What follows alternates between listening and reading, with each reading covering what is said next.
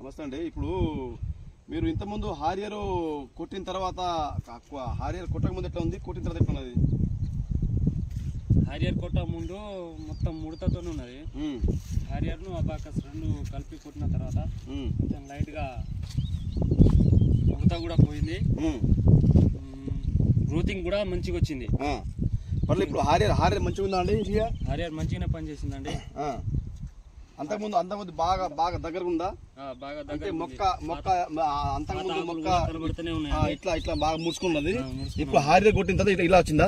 ఇలా వచ్చిందండి. అంటే హారియర్ మంచి పనిచేసిందా అండి? మీకు బ్రహ్మాండంగా పనిచేసిందా? గ్రోతింగ్ కూడా కింద నుంచి వచ్చింది. కింద నుంచి గ్రోతింగ్ వచ్చిందా? Okay okay okay. అంటే హారియర్ తోటి రైతులకు కొట్టుకోవచ్చా? కొట్టుకోవచ్చు అండి. బాగా పనిచేస్తుందా? హారియర్ బాగా పనిచేస్తుంది. Okay okay. రెండోసారి కూడా కొట్టుకోవచ్చు అండి.